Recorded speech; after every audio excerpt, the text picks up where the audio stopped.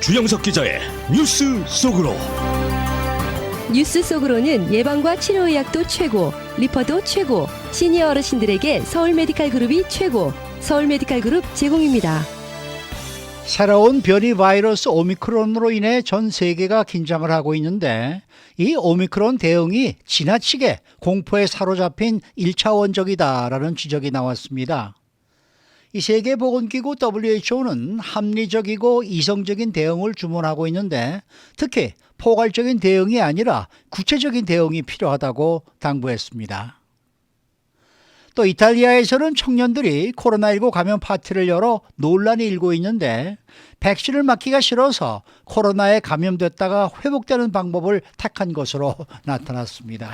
주영석 기자. 안녕하십니까. WHO가 우선 이번 오미크론 변이에 대해서 공식 입장을 발표했죠. 그렇죠. 이 세계 각국들의 이 오미크론 변이 대응에 냉정을 기할 것을 강력히 주문했습니다. 네. 테드로스 아드하놈 거브레수스 WHO 사무총장이 어제 이 WHO 웹사이트에서 연설을 한 내용인데요.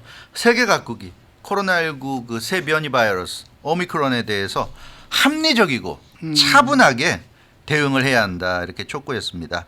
그러면서 일부 국가들의 오미크론 대응에 지금 문제가 있다 이런 지적을 했습니다. 그러면은 구체적으로 어떤 부분에 문제가 있다는 얘기인가요? 예, 이 테드로스 아드하놈 거브레수스 WHO 사무총장은 그 일부 국가들이 패닉을 보이고 있다고 지적했어요. 아, 네. 그러니까 지금은 패닉을 보일 때가 아닌데 지금 패닉을 보이고 있다. 그래서 새 변이 바이러스 오미크론 등장에 흥분하지 말고 냉정을 유지하면서 이성적으로 대응을 해야 한다 이런 얘기를 했습니다.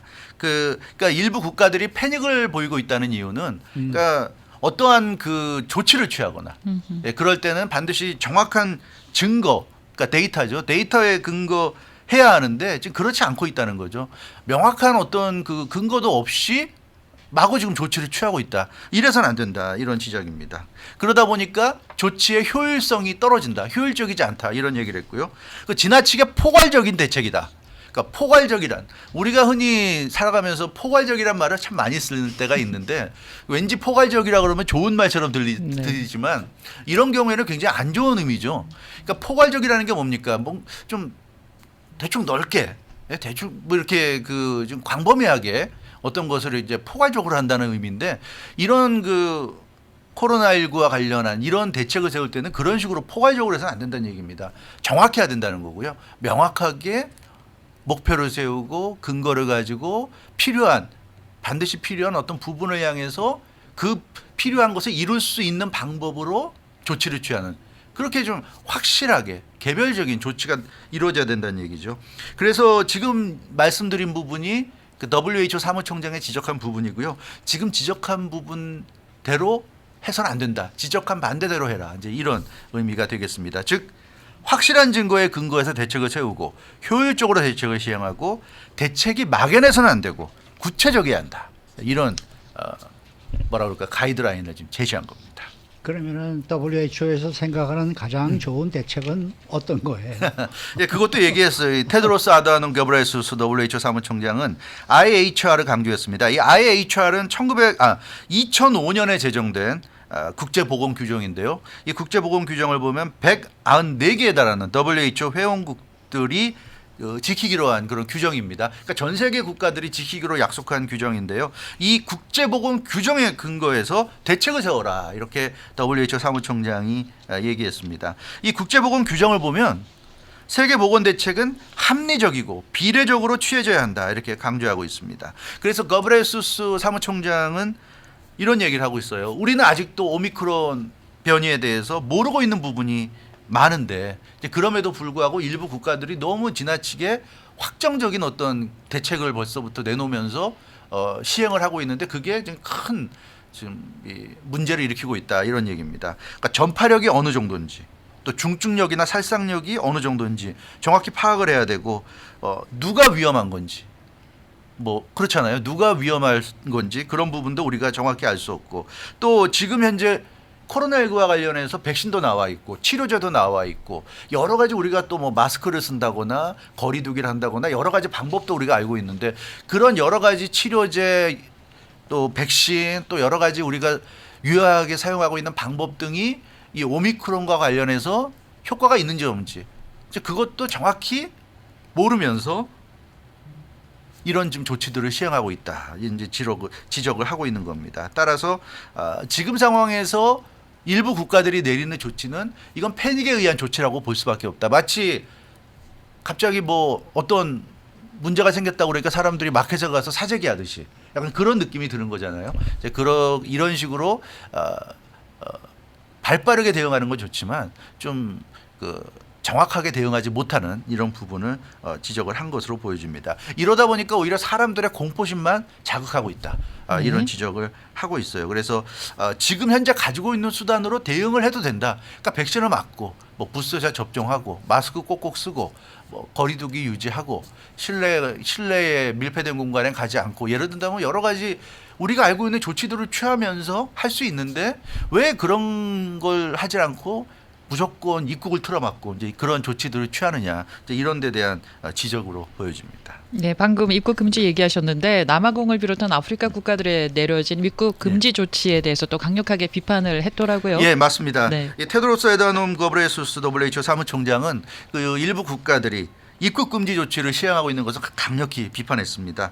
현재 미국, 한국, 일본, 이탈리아, 호주, 스페인 뭐 전 세계 한 70여 개국, 벌써 70여 개국으로 확산됐어요. 아프리카를 상대로 한 제한 조치를 지금 취하고 나섰습니다. 이 남아공이 가장 먼저 오미크론 변이를 발표한 직후에 아프리카에 대한 입국 금지 조치가 지금 시행이 되고 있는데 이 처음에는 미국과 유럽이 하더니 갈수록 늘어나서 벌써 70여 개국으로 좀 확산이 됐는데 이 거브레수스 사무총장은 이래서는 안 된다는 얘기죠. 남아공이 가장 먼저 WHO에 새로운 변이가 출현했다는 것을 알려줬고 보고해줬기 때문에 우리가 지금 이렇게 오미크론에 대응할 수 있게 됐는데 오히려 세계가 남아공에 고마워해야 할 상황인데 오히려 지금 남아공을 비롯한 아프리카 국가들을 제재하고 나섰다. 이렇게 해서는 안 된다. 이것은 있을 수 없는 일이고 일어나서는 안 되는 일이다. 개탄을 하고 나섰습니다. 네. 아니 근데 사실 그게 글쎄요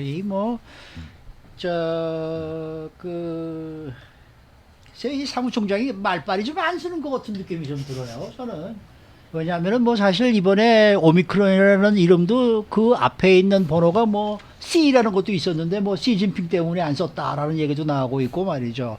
너무 중국에 너무나 좀 의존하는 게 아닌가 이런 얘기들은 계속해서 나오고 있는데 어쨌든 아프리카 국가들을 대상으로 입국 금지 조치를 취하는 정책에 반대하는 것 이게 앞으로 또 심각한 역효과를 낼 수 있다. 뭐 이런 지금 주장을 하고 있는 건 아닙니까? 네, 그렇죠. 그러니까 지금 남아공과 보츠와나가 먼저 이것을 발견해서 WHO에 보고를 했단 말이에요. 제가 이 시간에도 한번 전해드린 기억이 나는데 그래서 즉시 보고해서 WHO가 바로 이걸 살펴본 결과 신종 변이가 출현했구나. 그래서 이름도 오미크론으로 짓고 바로 세계에 알렸단 말이죠. 그러니까 세계가 이제 새로운 바이러스가 나온 걸 알게 됐고 지금 대책을 마련하고 있는 상황인데 근데 이런 상황에서 가장 먼저 발견하고 보고한 국가를 이런 식으로 불이익을 주게 되면 누가 이제 이런 신종 변이 발견했다고 그래서 누가 이걸 얘기하겠느냐 이제 그런 얘기예요. 그러면 앞으로는 아무도 이제 신종 변이 발견해도 쉬쉬할 가능성이 높다는 얘기입니다. 그래서 이거는 올바른 대응이 아니다. 어느 국가가 앞으로 올바른 일을 하겠는가 이렇게 거브레수스 사무총장은 지적을 하고 있습니다. 그래서 계속 얘기하는 게 차분하게 이성적으로 대응을 해야 된다. 이런 지적을 하고 있는데 사실 WHO는 그동안 뭐 델타 변이도 그렇고요. 여러 번 변이 바이러스가 발견되지 않았습니까? 네. 그때마다 이렇게 봉쇄 조치 취하는 거, 입국 금지 조치 취하는 것에 대해서는 일관되게 WHO는 반대를 해왔어요. 그러니까 입국 금지가 해결책이 될 수 없다. 이제 이런 얘기인데 사실 그렇잖아요. 아프리카에서 지금 처음으로 발견됐으니까 아프리카를 입국 금지한다. 근데 70여 개국으로 좀 늘어나긴 했습니다만 전 세계 모든 나라가 아프리카를 통제하지 않으니까 아프리카가 뭐 예를 들어 브라질을 갈 수도 있고 어디 뭐 우리가 이름도 잘 모르는 국가에 갈 수도 있고 가다 보면 그런 국가들을 거쳐서 뭐 멕시코로 갔다가 멕시코에서 미국으로 올 수도 있는 거란 말이에요. 그러니까 다이렉트로 아프리카에서 미국으로 오지 못하게 막을 수 있을지 몰라도 전 세계가 지금 하나의 지구촌화되어 있는 이런 글로벌 세대에서는 이 세계에서는 결국 막을 수 없다는 거죠. 정말 모든 이스라엘이 지금 그런 조치 내렸죠. 이스라엘은 아프리카뿐만 아니라 자기 나라를 제외한 전 세계 모든 나라들의 입국을 금지시켰잖아요. 맞아요. 그러니까 이스라엘처럼 그렇게 하지 않는 이상은 사실상 막기 어렵다는 거죠. 그러면 괜히 아프리카에만 불이익을 주는 거고 막지는 못한다는 얘기입니다. 그리고 자국민들에게 국민들에게 공포심만 조장을 하고 패닉을 불러일으키고 그래서 이것은 올바른 해결책이 될 수 없다.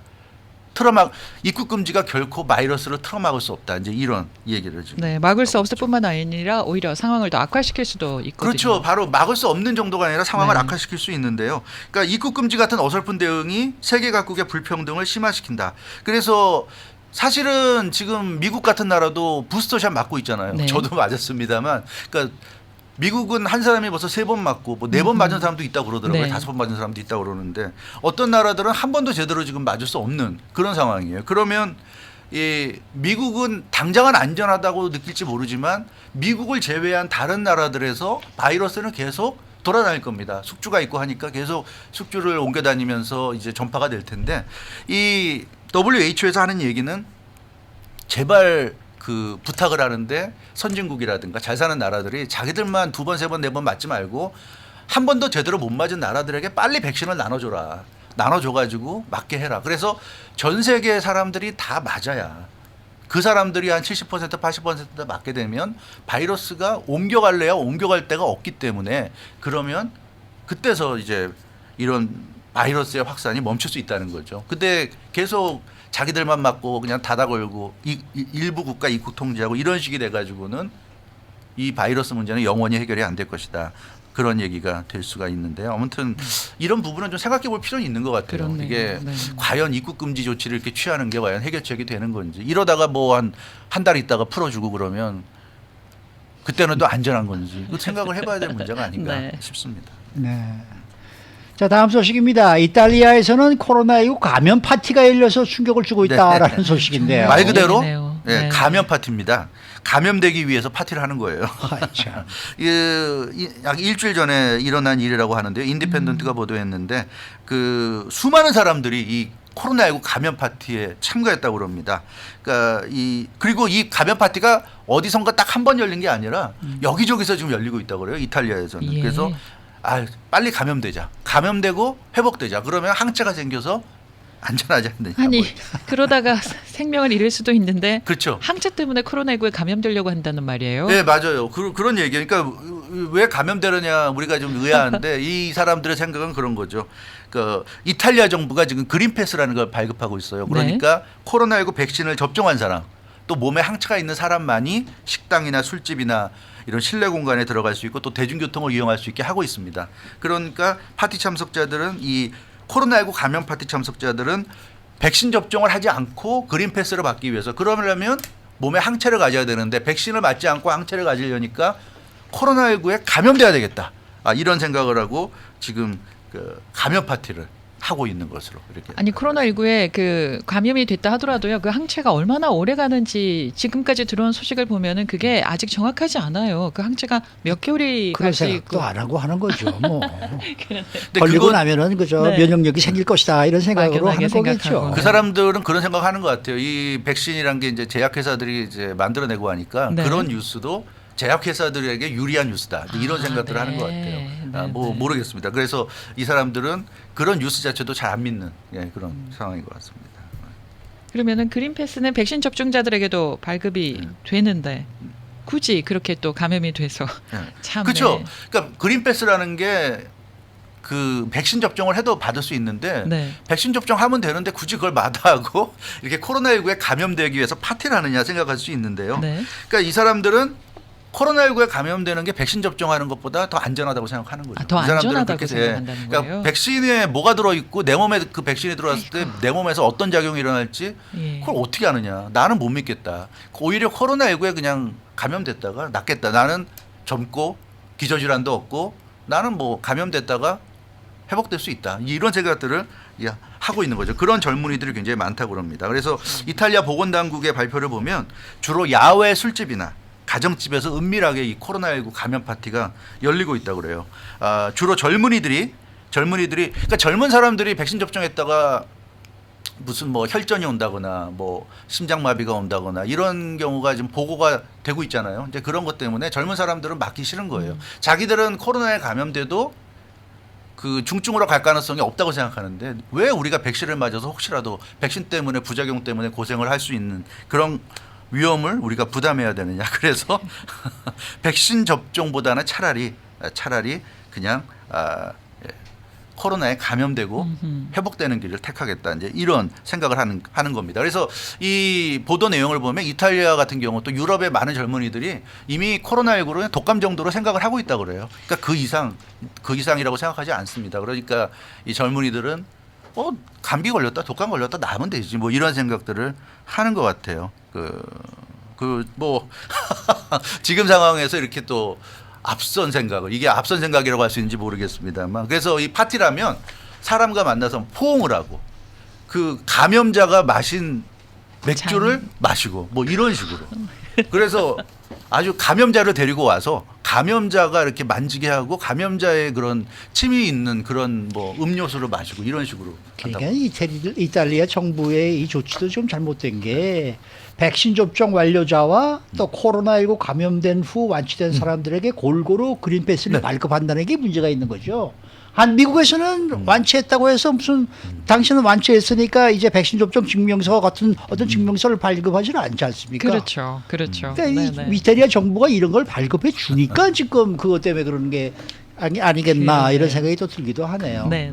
어쨌든 뭐 이해가 잘 안 됩니다만은 그런 사람들도 있다라는 네. 소식은 그렇죠. 알아두시기 바라겠습니다. 주영석 기자였습니다.